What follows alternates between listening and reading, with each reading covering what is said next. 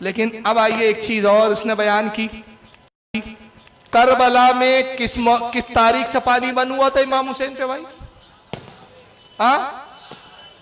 7 मुहर्रम से। 3 दिन प्यासे रहे इमाम हुसैन, उनके खानवादे और उनके असाब। इसका भी इनकार कर दिया इन लोगों ने, कहा ऐसा कुछ हुआ ही नहीं। अब जरा दलील सुन लीजिए इनकी। और जहां तक पानी बंद करने की बात है, आप उठा करके देखिए याकूत हमवी की मोजमुल बुल्दान के अंदर याकूत हमवी मशहूर मुअर्रिख है, लिखता है कि करबला की जमीन इंतहाई सरसब्ज़ शादाब, बेशुमार चश्मे, 4 चश्मों को तो उसने वाज़ेह तौर पर दिखाया है, बताया है कि 4 चश्मे तो यहां से बहुत बड़े बड़े चश्मे निकले हुए थे, और इसके अलावा जमीन थोड़ी सी खोदी जाती तो पानी निकल आता। लिहाजा पानी बंद करने की जो खराफियात और वाहियात बातें फैलाई गई है कि खैमे हुसैन और लश्कर हुसैन और हुसैन रजी अल्लाह तआला अन्हु के साथ जितने लोग उनके ऊपर पानी बंद कर दिया गया दरिया फुरात का, दरिया फुरात पर जाने की क्या जरूरत थी? करबला की जमीन तो खुद सरसब्ज़ शादाब है। ये बात किसने लिखी है? मशहूर मुअर्रिख ने मोजमुल बुल्दान के अंदर लिखा है, जिसका नाम याकूत हमवी है, कि करबला की जमीन इंतहाई सरसब्ज़ शादाब, बेशुमार चश्मे वहां मौजूद, कम से कम 4 चश्मे तो वाज़ेह तौर पर याकूत हमवी ने मोजमुल बुल्दान के अंदर बताएं। मुअर्रिख कंफ्यूजन में रहता है, पढ़ने वाला भी कंफ्यूजन में पड़ जाता है कि करबला का मामला ये है तो पानी कैसे बंद किया गया। 7 मुहर्रम को पानी बंद करने की रिवायात खुराफात वाहियात है, इसकी कोई असल नहीं। क्यों? करबला की जमीन इतनी सरशब्दो शादाब थी कि थोड़ी सी जमीन खोदो तो पानी निकल आता था। ये बात किसने लिखी? मशहूर मुअर्रिख याकूत हमवी ने, जिसका पूरा नाम है शहाबुद्दीन अबू अब्दुल्ला याकूत हमवी। इसने अपनी किताब मोजमुल बुल्दान के अंदर ये बात लिखी कि करबला की जमीन बड़ी सरसब्ज़ो शादाब थी, थोड़ी सी जमीन खोदो पानी निकल आता था, और बेशुमार चश्मे थे करबला में। कितने चश्मे थे? बेशुमार गिन नहीं सकते आप उसको। बेशुमार यानी जिसमें शुमारी में ही नहीं है जी। 4 चश्मों के तो नाम भी बताए उसने।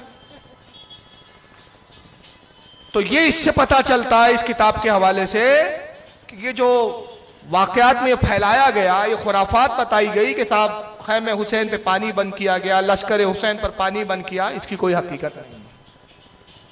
इस पर मैंने ऑब्जेक्शन लिया अपनी तकरीर में। 2 बातें, वही ऑब्जेक्शन जो वहां लिया था अभी आपसे पूछ रहा हूं। मौजमुल बुल्दान, ये पूरे मजमे में से कोई भी शख्स जिसने देखा हो वह हाथ उठाए। मौजमुल बुल्दान ये किताब अगर मजमे में से किसी ने देखा हो तो हाथ उठा दें। देखा है किसी ने?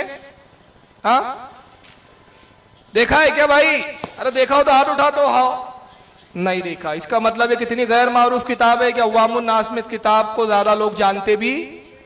मैंने यही किया, अवाम से पूछा वहां, मैंने कहा भाई कितने लोग मौजमुल बुल्दान को जानते हैं? किसी ने नहीं उठाया। ये मेरा सवालिया अंदाज था। ये मैं आपसे सवाल कर रहा हूं कि आपको मालूमात दे रहा हूं। सवाल कर रहा हूं कि आप में से कितने लोग जानते?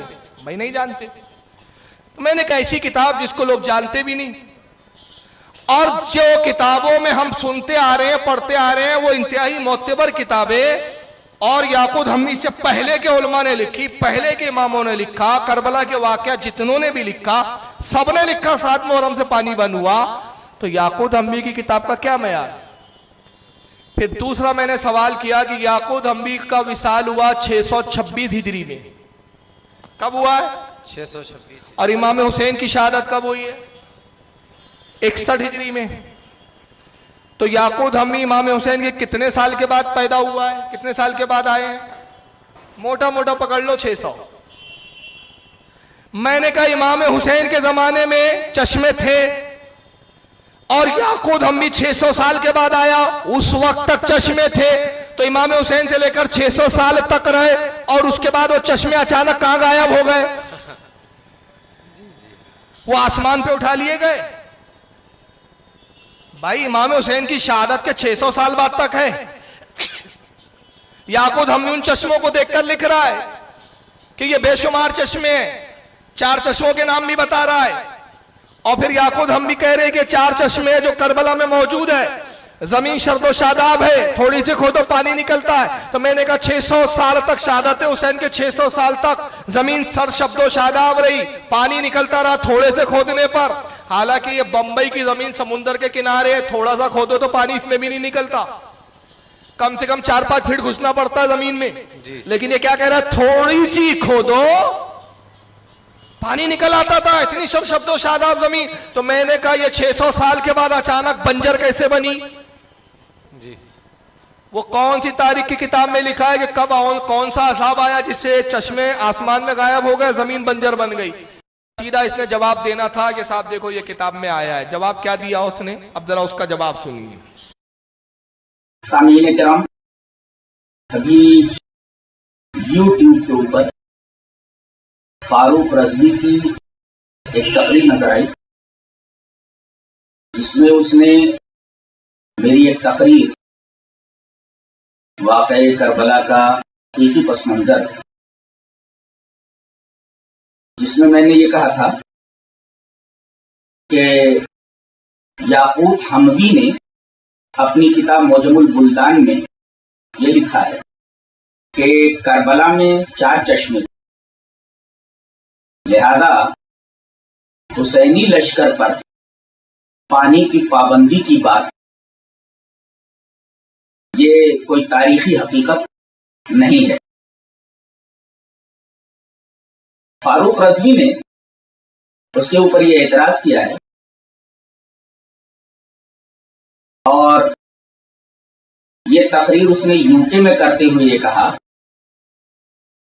कि क्या आप लोगों ने कभी मौजमुल बुल्दान का नाम सुना है? इसका यह मतलब निकाला जा सकता है कि वो ये कहना चाहता है कि मौजमुल बुल्दान जो याकूत हमवी की किताब है, इस नाम की कोई किताब दुनिया में मौजूद ही नहीं है। मैं आपको बताना चाहता हूं कि याकूत हमवी की ये किताब मौजमुल बुल्दान इस वक्त इंटरनेट के ऊपर भी 7 मुजल्लदात में 7 वॉल्यूम्स के अंदर मौजूद है और इसकी दूसरी सूरत इस तरीके से है, तीसरी सूरत इस तरीके की है और ये लिखा हुआ है मौजमुल बुल्दान लिल याकूत हमवी। गोया एक तारीखी हकीकत है कि मौजमुल बुल्दान याकूत हमवी की किताब है। अब अगर फारूक रजवी को, जो पढ़ा लिखा आदमी नहीं है, उसको अरबी की इस किताब के बारे में अगर इल्म ना हो तो उसके बारे में हम क्या रिमार्क दे सकते हैं या क्या तबसरा कर सकते हैं? उसके बाद ये कहता है कि मैदान करबला में 4 चश्मों की जो बात कही गई है कि वहां 4 चश्मे मौजूद थे, ये रिवायत ज़ईफ है। अरे अल्लाह के बंदे, ये मौजमुल बुल्दान कोई हदीस की किताब नहीं है। ये बंदा समझ रहा है कि वो एक हदीस की किताब है। ये ज्योग्राफी की एक किताब है, ये ज्योग्राफी की एक किताब है। और मौजमुल बुल्दान का मतलब होता है द डिक्शनरी ऑफ कंट्रीज। इसमें मुल्कों की तारीख बयान की गई है और ये एक ज्योग्राफिकल और ज्योग्राफियाई इंसाइक्लोपीडिया है, जो कोई हदीस की किताब नहीं है कि उस पर हुक्म लगाया जाए कि ये हदीस ज़ईफ है। कहता है फारूक रजवी ने मेरी इस बात पर, तकरीर के इस हिस्से पर कमेंट्स किया है कि मैंने अपनी तकरीर में ये कहा कि करबला में 7 मुहर्रमुल हराम को पानी बंद हुआ, इसकी कोई तारीखी हकीकत नहीं है। और ये बात याकूत हमवी ने अपनी किताब मौजमुल बुल्दान में लिखी कि वहाँ बेशुमार चश्मे थे। तो फारूक रजवी कहता है कि कहता है कि क्या ये किताब आपने देखी? किससे पूछ रहा हूं मैं? पब्लिक से। बताने का मकसद ये है कि पब्लिक ने इस किताब को नहीं देखा, पब्लिक इस किताब को नहीं जानती, बहुत ही गैर मारूफ किताब है। अब अगर फारूक रजवी ने मौजमुल बुल्दान इस अरबी किताब को नहीं देखा तो इस पर क्या रिमार्क दिया जा सकता है? उसकी इस वक्त इंटरनेट पर वो 3 तरीके से मौजूद है। उसने 3 भिखारी वाले 3 पेज लाए जेरॉक्स वाले। जिससे पता चला कि ओरिजिनल मौजमुल बुल्दान उसने भी नहीं देखी है। 3 किसी ने उसको खैरात में जेरॉक्स निकाल के दे दिया नेट से, कहा एक इस तरह मुजल्ला सूरत में है, दूसरी ये, तीसरी ये, और बेटा चौथी मेरे पास ओरिजिनल है। तूने तो खुद देखा ही नहीं उस किताब को। मैंने देखा नहीं, मेरे पास मौजूद है ये। और ये छपा कहां से? बैरूत का छपा हुआ नुस्खा है। वो 3 खैराती पेज दिखा के कह रहा है एक ऐसी है, एक ऐसी है, चौथी ऐसी है। तो अब अगर फारूक रजवी ने इसको देखा नहीं है तो हम क्या कह सकते हैं? तो याकूब हम्वी ने कहा, और फारूक रजवी कहता है कि इस रिवायत की क्या हैसियत है, तो उस बेचारे को मालूम नहीं, हदीस की किताब नहीं है, ज्योग्राफिया की किताब है। अल्लाह का शुक्र है तूने मान लिया कि ये किताब ना तारीख की है ना हदीस की। किसकी किताब है? और ज्योग्राफी की किताब से तारीख के वाक़े को रद्द कर रहा है ये। तो इससे पहले हदीस की औकात पता चली कि अपने अकीदे को साबित करने के लिए अब हदीस तारीख नहीं मिली, ज्योग्राफिया की किताब मिली है उसको। अब ये ऐसे ही हो गया कि एक सरपिरा खड़ा हो जाए और कहा कि रसूलुल्लाह मेराज पर गए थे। आप मानते हैं कि नहीं हुजूर मेराज पे गए थे? कहेंगे सुनो साहब, मेराज पे हुजूर नहीं जा सकते। कहेंगे दलील? का दलील ये है साहब कि देखो जमीन से जब उठो तो फिर एक हवा का कुर्रा है, हवा खत्म हो जाए तो खला आती है, और खला में इंसान जिंदा नहीं रह सकता, वहां ऑक्सीजन नहीं है। खला के बाद आग का कुर्रा है, इंसान चल के राख हो जाएगा, वो आग को पार कोई नहीं कर सकता साहब। फिर आग के बाद जो है साहब एक ऐसा अंधेरा आता है कि उस अंधेरे में कुछ दिखता ही नहीं है, वहां रोशनी का गुजर ही नहीं है। अंधेरे के बाद आसमान अगर है भी, आसमान तो अव्वल कोई चीज है नहीं, अगर आसमान है भी तो वो खुल और बन नहीं सकते। तो आप तो मेराज में कहते हुजूर बगैर हवा के भी गुजर गए, आग के कुर्रे से भी गुजर गए, आसमानों के दरवाजे भी खुल गए, और सातों आसमान के परे आप जन्नत वगैरह में पहुंच गए। तो मैं नहीं मानता। हम कहेंगे दलील? कहेंगे ये देखिए साहब, ज्योग्राफिया की साइंस की किताब है, साइंस कहता है आसमान नहीं है, साइंस कहता है हवा में इंसान बगैर हवा के जिंदा नहीं रह सकता, साइंस कहता है आग का कुर्रा पार नहीं कर सकता। आप कुरान और हदीस को मानेंगे कि साइंस की किताब को मानेंगे? तो हम तारीख की किताबों को माने कि ज्योग्राफिया की किताब को माने? तारीख। तो पता चला इस बच्चे ने खुद इस किताब को देखा नहीं। किताब ज्योग्राफिया की हो या किसी भी फन की हो, बेशुमार ऐसी किताबें वो किसी और फन पे लिखी जाती है, लेकिन उसमें हदीसें मौजूद है। अभी इब्ने कसीर की रिवायतों पे मैंने बहस की है या नहीं? इब्ने कसीर की अलविदाया तारीख की किताब है कि हदीस की किताब है? कौन सी किताब है भाई? तारीख की किताब है, मगर इब्ने कसीर ने उसमें हदीसें भी लिखी और हदीसों पर बहस भी की है। तारीख तबरी नाम ही बता रहा है कि किताब किस चीज पर है? तारीख, हिस्ट्री पर, मगर उसमें भी इमाम इब्ने जरीर ने हदीसें लिखी है। तारीखुल खुलफा इमाम जलालुद्दीन सयूती की किताब है। तारीखुल खुलफा नाम बता रहा है कि इसमें खुलफा की तारीख है, मगर इसमें रसूलुल्लाह की भी हदीसें मौजूद है, और उन हदीसों पर भी जराए और बहसें हुई है। और यहां तक छोड़िए, मैं 50 ऐसी किताबों के नाम ले सकता हूं जो फन्ने हदीस पर नहीं है, किसी और फन पर है, लेकिन उसमें हदीसें लिखी गई, हदीस की रिवायतों पर बहस होती है। चलिए एक मशहूर किताब का नाम बता देता हूं, हयातुल हैवान, अल्लामा दमीरी की। किस चीज पर लिखी है? जानवरों पर, लेकिन उसमें भी बेशुमार हदीसें हैं। जी जी जी। तो अल्लाह के बंदे, इसको पता चला कि इसने मौजमुल बुल्दान ही नहीं देखी। अगर देखी होती तो इसको पता होता कि मौजमुल बुल्दान में हदीसें भी आई है। जरा मौजमुल बुल्दान की चंद हदीसें बता रहा हूं। आइए मौजमुल बुल्दान जिल्द नंबर 5 सफा नंबर 83। व रविया अबू हुरैरा काला काला रसूलुल्लाह सल्लल्लाहु अलैहि वसल्लम मन सबरा अला औरादल मदीनता व हर्रहा कुंतलहु यौमिल क़यामता शफीयन शहीदा। हदीस है या नहीं? आका कहते हैं, अबू हुरैरा से रिवायत है, या खुद हम भी कह रहे हैं, जिल्द नंबर 5 है इसकी। अल्लाह के रसूल ने इरशाद फरमाया। ये क्या है? हदीस नहीं है, याकूब हम भी। किताब ज्योग्राफिया की है, लेकिन जब मदीने का जिक्र आ रहा है तो याकूब हम भी मदीने के ऊपर भी हदीस नकल कर रहे हैं। अल्लाह के नबी ने फरमाया, जिसने मदीना की मुसीबतों पर सब्र किया, कयामत के दिन मैं उसकी शफाअत करूंगा और उसका मैं गवाह हूं। हदीस मौजूद। तीसरी सनद से लिखा उन्होंने वहां पर, ये पूरी मदीना की फजीलत में सनद है, कई हदीसें लिखी। फिर तीसरी सनद से लिखा कि अल्लाह के रसूल ने फरमाया कि जिसको अगर हो सके किसी को, तो उसको चाहिए कि मदीने में ही मरे।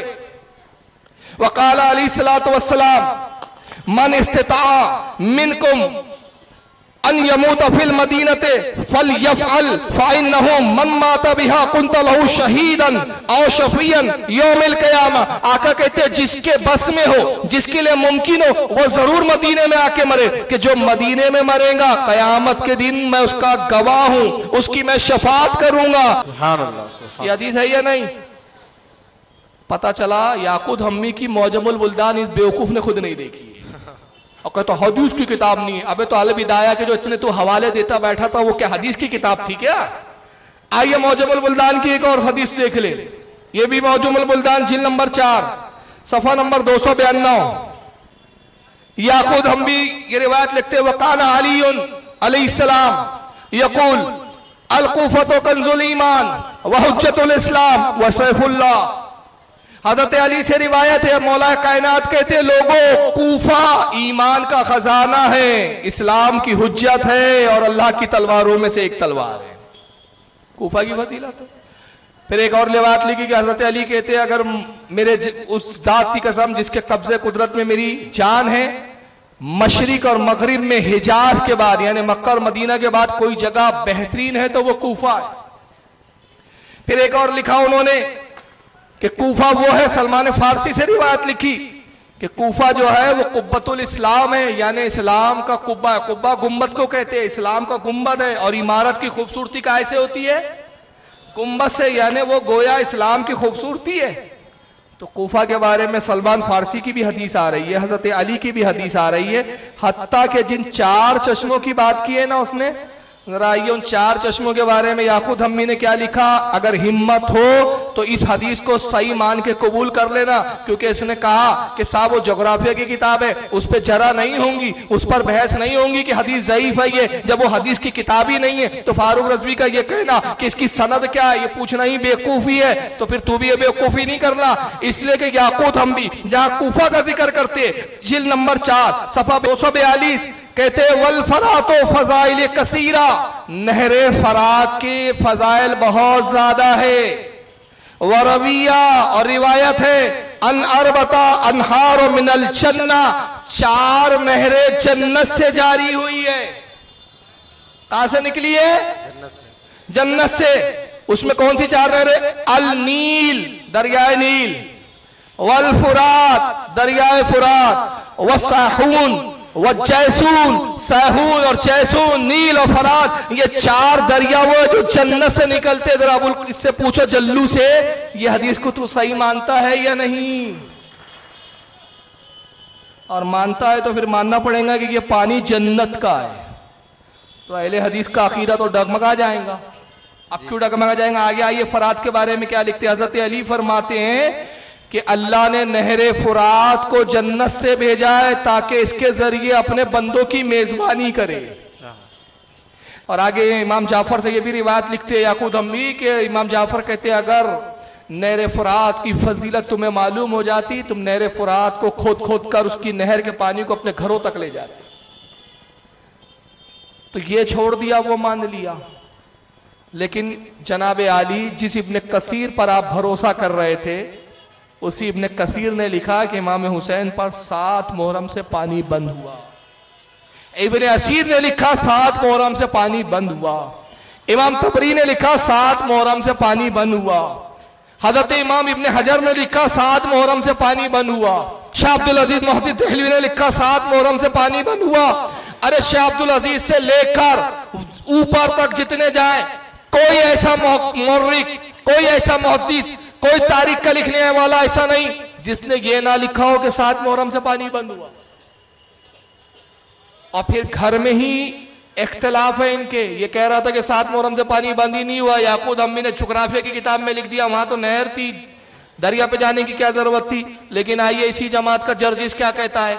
तो मैं कहता हूं जर्जिस को बगल में लेके बैठ और फिर तुम दोनों मिलकर तय करो कि बोलना क्या है। तू बोल रहा है हुसैन प्यासे शहीद नहीं हुए, हुसैन पर पानी बंद नहीं हुआ, लेकिन तेरी जमात का एक मौलवी जर्जिस कहता है हुसैन पर पानी बंद हुआ। जरा सुन लीजिए।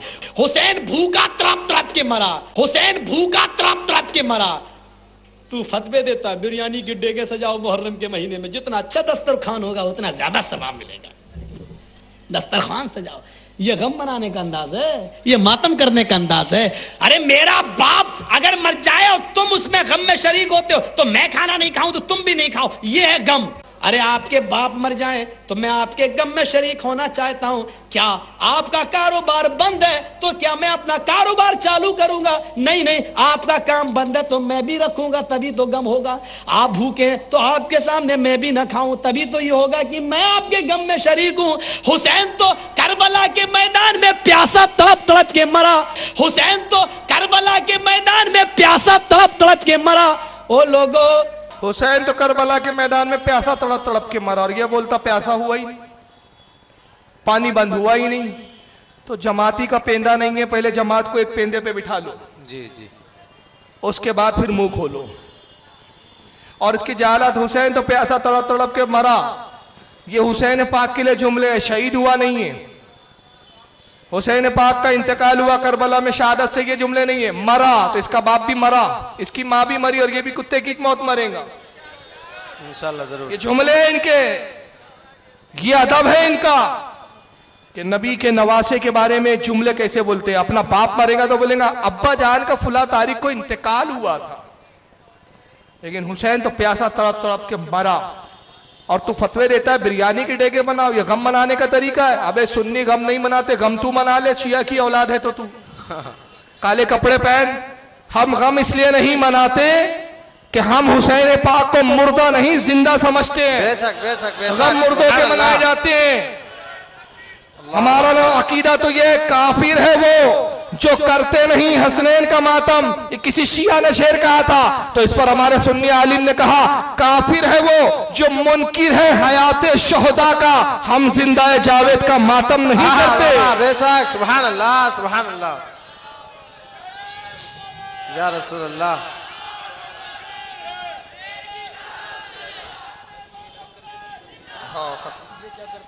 जिंदाबाद आला हजरत, आला हजरत। और दूसरी बात, ये कैसा अहले हदीस बन गया मेरे समझ में नहीं आता। ये अहले हदीस है कि अहले हगीज है?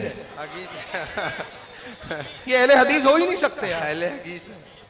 हुसैन प्यासा तड़प के मर गया तो बिरयानी की डेगे बनाता है, ये गम मनाने का तरीका। मेरा बाप मर जाए तो मेरे गम में तू शरीक होगा तो खाना पकाएगा। अबे जाहिल, अल्लाह के रसूल की हदीस है, आका ने कहा जो अल्लाह रसूल पर ईमान रखता हो, आका के अल्फाज देखो, जो अल्लाह रसूल पर ईमान रखता हो उसके लिए जायज नहीं कि अपने किसी अजीज के इंतकाल पर 3 दिन से ज्यादा गम मनाए, सिवाय उस औरत के जिसके शोहर का इंतकाल हो गए, वो 4 महीने 10 दिन इद्दत के गुजारे। जी जी जी। तो ये कौन सी औरतें हैं भाई जो 1300 साढ़े 1300 साल तक अब तक गम में बैठी हुई है? हमारे आका ने तो कहा 3 दिन से जायज ही नहीं, तो 1350 साल हो गए। और गम वो मनाया जिसके नजदीक हुसैन पाक मुर्दा हो, जिनकी जिंदगी की गवाही कुरान दे रहा और कह रहा हो बल अहयाउन इंद रब्बिहिम युरज़क़ून, बल्कि ये जिंदा है और रब की जानिब से इनको रिस्क दिया जाता है। तो गम हम नहीं मनाते, हम न्यास करते हैं ताकि तुम जैसे यजीदियों के मुंह पे तमाचा मारे। तुम्हारे बाप ने 3 दिन भूखा प्यासा रखा था, आज किसी को भूखा रहने ही नहीं देंगे हम।